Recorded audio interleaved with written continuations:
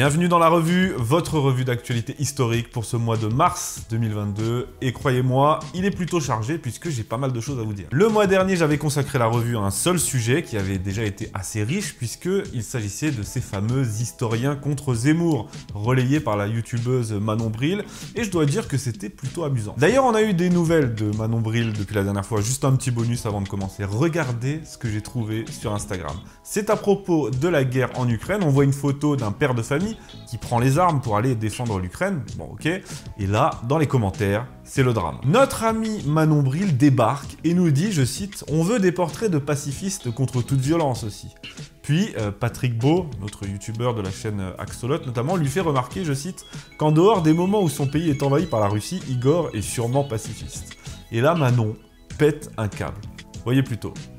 J'en ai rien à foutre que mon pays soit envahi, je ne veux ni être de la chair à canon, ni tuer un père de famille en face qui ne fait qu'appliquer les ordres. C'est la bagarre de masse-cul des puissants, pas la nôtre. C'est nous qui perdons à la fin, quoi qu'il arrive.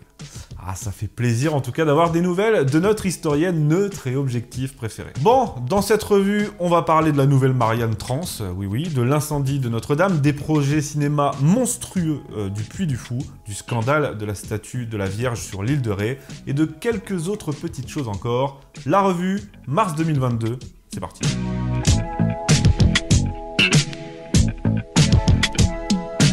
La première info, ça concerne l'incendie de la cathédrale Notre-Dame de Paris qui avait eu lieu le 15 avril 2019, donc bientôt 3 ans, c'est complètement fou. Et bien après 2 ans d'enquête, nous dit-on, la brigade criminelle de la PJ de Paris vient de rendre ses conclusions. D'après elle, il ne s'agit pas d'un acte volontaire et donc d'un incendie criminel. D'autres expertises sont attendues, mais pour le moment, voilà, cette éventualité est tout simplement écartée. Alors sans vouloir remettre une seule seconde en doute le travail de la PJ et même des experts, hein, c'est pas du tout mon idée, moi ce qui m'a toujours semblé étrange dans cette histoire, c'est que l'hypothèse criminelle, justement, je trouve qu'elle a été écartée d'emblée, très rapidement. C'est là, c'est la PJ qui rend son verdict. Mais dès les premiers mois, la justice avait déjà, peu de temps après, écarté cette possibilité. Et ça m'a toujours intrigué. D'autant qu'on ne sait toujours pas, au final, ce qu'il s'est passé. Et c'est pas non plus comme si les 2 autres pistes retenues, à savoir le mégot de cigarette ou le court-circuit, étaient si évidentes que ça. Donc écoutez, qui suis-je, moi, pour me prononcer? Personne, mais je trouve quand même ça étrange. Je me répète, on est en train de nous dire...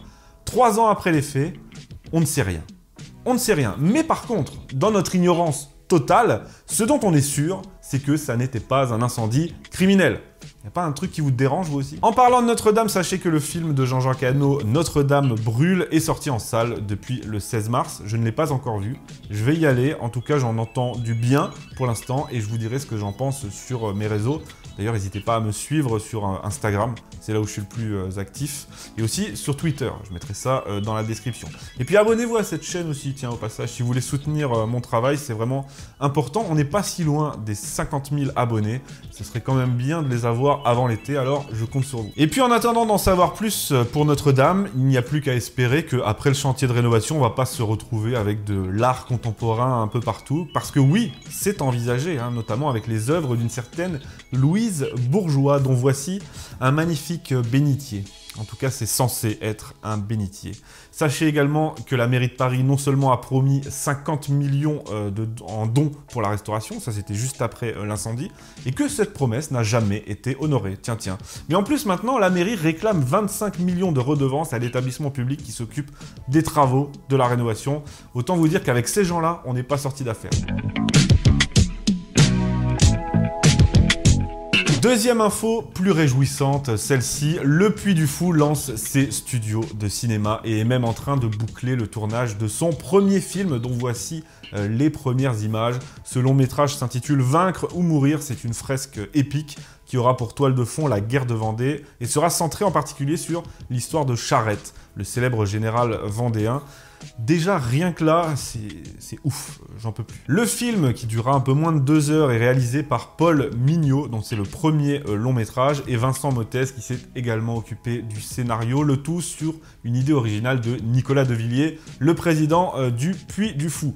Il sera distribué par Studio Canal et les chaînes du groupe Canal+. Donc sur ce plan-là, c'est carré, et la sortie est prévue pour 2023. Pour ce qui est des acteurs, on retrouve Hugo Becker, qu'on a pu voir notamment dans Baron Noir, qui va jouer le rôle de Charette, Jean-Hugues Anglade ou encore Grégory Fitoussi.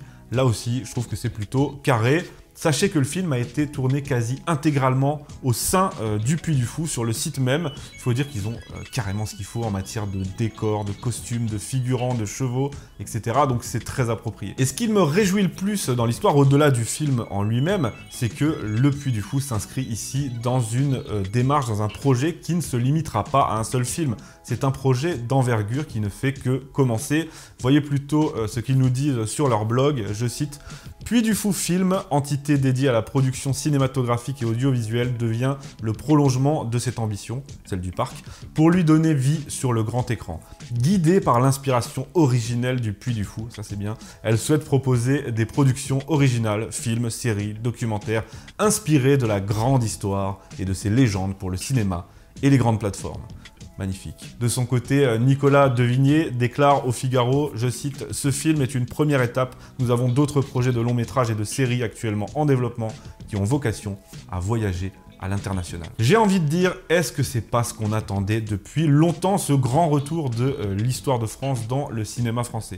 Je sais que le projet de Terre de France est récemment tombé à l'eau, pour diverses raisons, et c'est malheureux, mais du coup je suis d'autant plus réjoui de cette nouvelle, parce que le Puy du Fou, avec ses moyens, avec son expérience, avec sa réputation, avec ses décors, avec ses costumes, avec ses accessoires, tout le matériel dont il dispose, le Puy du Fou n'est-il pas le mieux placé pour mener à bien ce projet? Personnellement, vu le profil du parc et de ceux qui le dirigent, je place une grande confiance dans leur démarche. J'ai hâte de voir ça. Et je dis ça quoi qu'on pense notre ami Nota Bene, qui s'est amusé récemment à tacler gratuitement cette belle réussite française. Moi, ce genre de comportement, ça me désespère. Donc, je pense que cette nouvelle tombe à point nommé. En plus, ça ne sera certainement pas une œuvre de propagande vendéenne, comme pourraient le penser certains. J'ai vu que dans l'équipe de conseillers historiques du film, il y avait notamment Jean-Clément Martin, qui est un historien pas vraiment connu pour son amour des Vendéens, mais plutôt pour celui de Robespierre et de la République. Donc je pense que le film sera juste honnête et équilibré. Et c'est tout ce qu'on lui demande. Et en parlant de film, là je passe avant de conclure sur un autre sujet, vous avez sans doute vu, tout comme moi, les premières images du prochain Ridley Scott avec Joaquin Phoenix dans le rôle de Bonaparte. Pour le moment, j'ai envie de dire que ça a de la gueule. À voir maintenant ce que le scénario nous réserve. On reviendra bien sûr là-dessus en détail dans la revue. Troisième info, vous l'avez vu dans le titre, c'est rapide mais c'est drôle. Bientôt, une Marianne transgenre.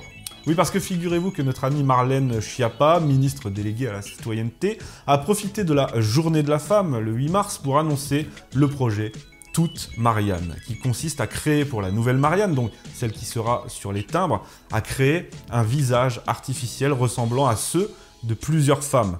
Sauf que c'est quand même Marlène, donc il est précisé que ces visages de femmes, eh bien parmi eux, ceux des femmes transgenres seront acceptés. Et il y a déjà d'ailleurs plusieurs candidates pour ça. Bon, pour ceux qui me connaissent et qui savent ce que je pense de Marianne et de la République, je ne vous étonnerai pas en vous disant que ce projet ne me choque absolument pas et que je le trouve même parfaitement cohérent. Donc j'en profite ici pour lui apporter un royal soutien. Ce qu'il y a de marrant aussi dans l'histoire, c'est que ça fait aussi rager les féministes pures et dures qui, elles, sont dans leur petite guéguerre contre le lobby trans. Donc c'est lobby contre lobby. Et puis c'est plutôt marrant. Bon, voilà, c'est tout pour moi. Dernière info, dernier scandale pour terminer, quoique l'espoir demeure, l'affaire de la statue de la Vierge sur l'île de Ré. Vous savez que le 3 mars dernier, à la demande de l'association La Libre Pensée 17, donc belle grosse association de francs-mac pour aller vite, le tribunal administratif de Poitiers a estimé que la statue de la Vierge, qui trône au milieu d'un carrefour à La Flotte-en-Ré, devait être retirée. Pourquoi? Parce qu'il s'agit, selon le tribunal, je cite, d'un symbole principalement religieux. Et donc que ça n'aurait rien à faire sur l'espace public, en vertu de la loi de 1905 sur la séparation de mon cul sur la commode. La décision a fait scandale, et c'est tant mieux quand on sait que cette statue comporte la mention vœu de guerre, et qu'elle a été réalisée en 1945 pour une famille reconnaissante d'avoir vu un père et un fils rentrer vivants de la guerre. Donc c'est parfaitement ancré dans notre histoire, et même pas uniquement dans notre histoire religieuse. Le maire de la commune assure avoir reçu des milliers d'appels et de messages de soutien, fort bien. Et l'info du jour, justement, l'optimisme, c'est que la commune vient de décider de faire appel de cette décision, donc affaire à suivre. Tout ça pour dire quoi? Eh bien qu'il s'agisse de nota bene, des historiens qui s'en prennent au Puy du Fou, donc un parc à thème, hein, bientôt on va faire le procès du parc Astérix, de tous ceux, les historiens aussi, qui se lâchent en ce moment sur le roman national, qui est accusé de tous les maux, ou bien de cette association qui a que ça à foutre de faire la chasse aux statues. J'ai envie de dire qu'on a besoin de personnes pour s'auto-détruire, et c'est bien triste. Ici, au-delà de l'aspect purement juridique et de la loi de 1905, au-delà de la véracité historique au sens scientifique, appliquée à un parc, etc., on touche à quelque chose de profond, d'immatériel, de non juridique, à savoir notre identité et nos racines chrétiennes. Heureusement, celles-ci n'ont pas dit leur dernier mot. Merci à tous de m'avoir écouté, j'espère que la revue vous a plu. Encore une fois, abonnez-vous s'il vous plaît, si vous voulez soutenir la chaîne. Mettez un petit like pour l'algorithme YouTube qui est très difficile en ce moment. Et puis, je vous attends en commentaire si vous avez des suggestions de sujets pour la prochaine revue ou si vous avez un commentaire à faire sur celle-ci. Merci à tous, à bientôt.